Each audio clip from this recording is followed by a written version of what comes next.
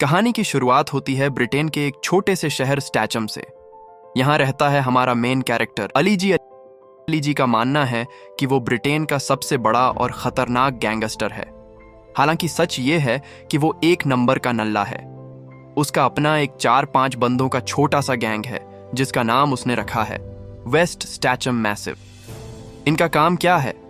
अपनी घटिया सी खटारा मॉडिफाइड गाड़ियों में पूरे दिन घूमना, बेस फुल करके लाउड म्यूजिक बजाना, अजीब व गरीब हाथ के इशारे बनाना और बिना किसी वजह के पड़ोसी इलाके के ईस्ट स्टैचम गैंग वालों को गालियां देना।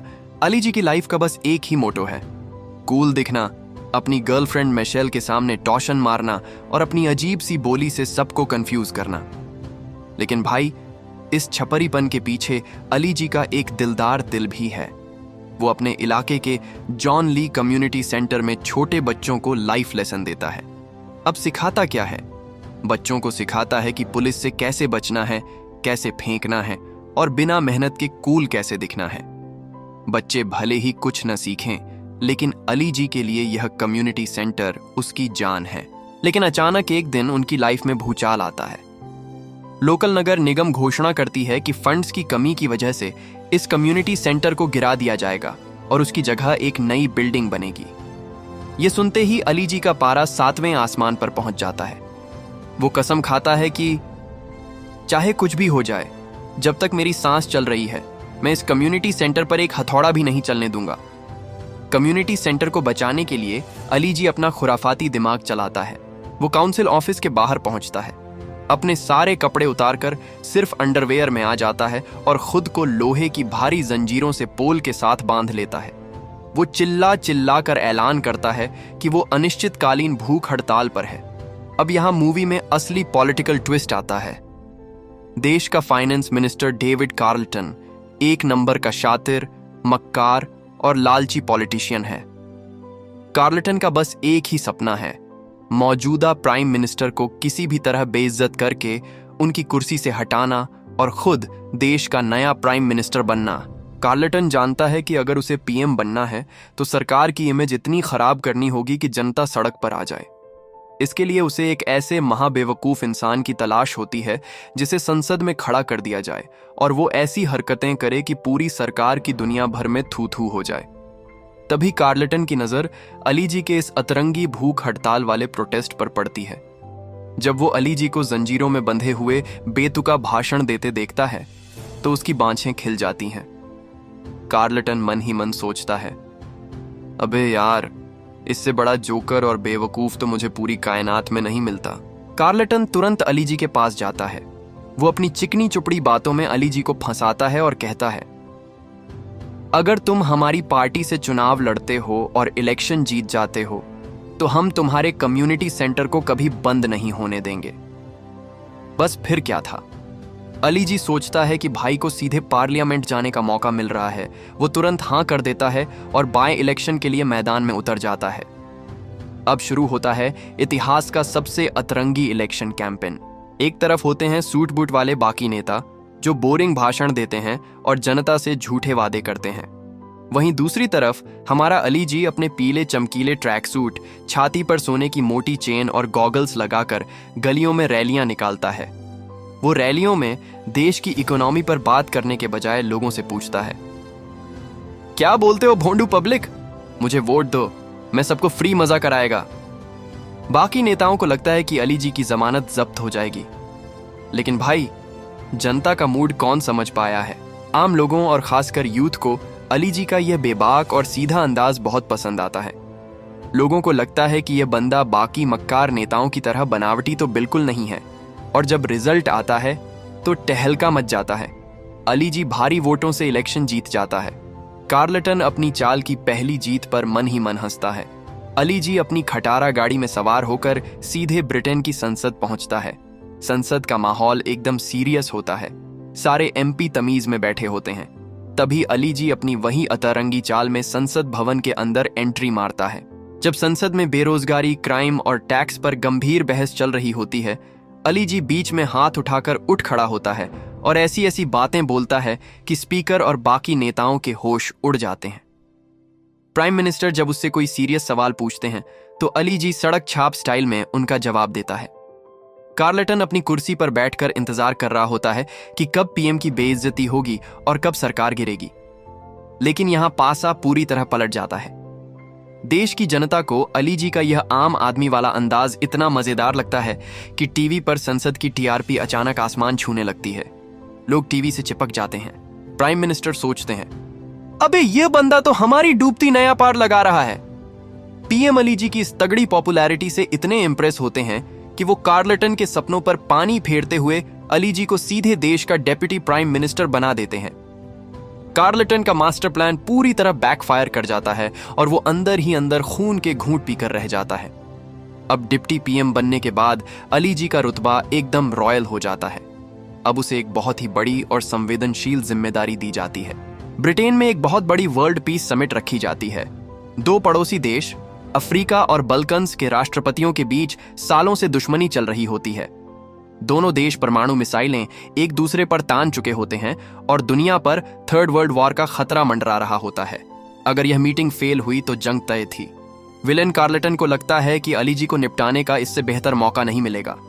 कार्लेटन चुपके से मीटिंग रूम में भेजी जाने वाली चाय और स्नैक्स में एक स्पेशल हर्बल ड्रग मिला देता है ताकि चाय पीकर दोनों प्रेसिडेंट्स आपस में हाथापाई करने लगें और अली जी की बेवकूफ़ी से इंटरनेशनल लेवल पर ब्रिटेन की थू-थू हो जाए। मीटिंग शुरू होती है।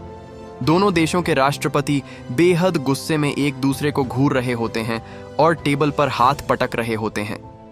तभी अली जी वहीं मिलावटी चाय का ट्रे लेकर मुस्कुराते हुए रूम में एंट्री मारता है। वो दोनों राष्ट्रपतियों को बड़े प्यार से चाय पिलाता है। चाय पेट में जाते ही उस ड्रग का असर शुरू होता है, लेकिन जैसा कार्लेटन ने सोचा था वैसा बिल्कुल नहीं होता।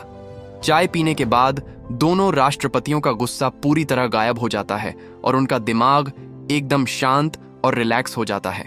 जो नेता कुछ देर पहले एक दूसरे का खून बहाने के लिए मरे जा रहे थे, वो अली जी के साथ बैठकर हंसने लगते हैं, जोक्स मारने लगते हैं और म्यूजिक पर डांस करने लगते हैं। अली जी उनके बीच बैठकर अपनी फालतू बातें सुनाता है और देखते ही देखते दोनों राष्ट्रपति एक दूसरे को गले लगाकर ऐतिहासिक पीस ट्रीटी पर साइन कर देते हैं। अगले दिन पूरी दुनिया के अखबारों के फ्रंट पेज पर अली जी की फोटो छपती है। जो काम दुनिया के बड़े बड़े डिप्लोमैट्स नहीं कर पाए, वो काम अली जी ने एक झटके में कर दिखाया था। अली जी ग्लोबल हीरो बन जाता है। कार्लेटन अब पूरी तरह बौखला चुका था। उसकी हर चाल उलटी पड़ रही थी और अली जी दिन ब दिन और बड़ा नेशनल हीरो बनता जा रहा था। अब कार्लेटन अपनी आखिरी और सबसे गंदी चाल चलता है। कार्लेटन अपनी बेहद खूबसूरत सेक्रेटरी का इस्तेमाल करता है। वो अली जी को एक प्राइवेट पार्टी में इनवाइट करता है और उसे शराब पिलाकर बहका देता है। इसके बाद वो अली जी का एक बेहद ही एम्बैरेसिंग और पर्सनल वीडियो छुपाए हुए कैमरों से रिकॉर्ड करवा लेता है। अगली ही सुबह कार्लेटन उस वीडियो टेप को नेशनल न्यूज चैनल्स पर लीक कर देता है। जैसे ही वो वीडियो टीवी पर चलती है, पूरी संसद और देश में हड़कंप मच जाता है। अली जी की रातों रात भयानक बदनामी होती है। इस स्कैंडल की नैतिक जिम्मेदारी लेते हुए प्राइम मिनिस्टर को रोते धोते अपने पद से इस्तीफा देना पड़ता है। अली जी से उसकी डिप्टी पीएम की कुर्सी छिन जाती है और उसकी गर्लफ्रेंड मिशेल भी उससे सख्त नफरत करने लगती है और उसे छोड़कर चली जाती है। पीएम के इस्तीफा देते ही कार्लेटन का सालों पुराना सपना पूरा होता है और वो देश का नया प्राइम मिनिस्टर बन जाता है। कुर्सी पर बैठते ही कार्लेटन का असली राक्षस रूप बाहर आता है। वो सबसे पहला ऑर्डर यही साइन करता है कि स्टैचम के उस जॉन ली कम्युनिटी सेंटर को तुरंत बुलडोजर चलाकर जमींदोज कर दिया जाए। अली जी पूरी तरह अकेला और बर्बाद हो जाता है। उसकी इज्जत, उसका प्यार और उसका प्यारा कम्युनिटी सेंटर सब कुछ एक झटके में खत्म होने की कगार पर था। लेकिन भाई, अली जी भले ही थोड़ा बेवकूफ था, लेकिन धोखेबाजों को सबक सिखाना उसे अच्छी तरह आता था। अली जी को जल्द ही एहसास हो जाता है कि उस वीडियो लीक और प्राइम मिनिस्टर की कुर्सी छीनने के पीछे सिर्फ और सिर्फ कार्लेटन का हाथ था। अली जी अपने पुराने वफादार गैंग वेस्ट स्टैचम मैसिव को वापस बुलाता है। वो अपने दोस्तों से कहता है, अब पानी सिर से ऊपर जा चुका है, अब इस कार्लेटन की बैंड बजानी पड़ेगी। अली जी और उसका गैंग मिलकर कार्लेटन का पर्दाफाश करने का एक खतरनाक और फनी प्लान बनाते हैं। रात के सन्नाटे में अली जी और उसका गैंग किसी मिशन इम्पॉसिबल की तरह कार्लेटन के हाई सिक्योरिटी सेफ हाउस में घुसते हैं। अपनी बेतुकी हरकतों, अजीब कारनामों और किस्मत के सहारे वो गार्ड्स को चकमा देकर कार्लटन की सीक्रेट अलमारी तक पहुंच जाते हैं।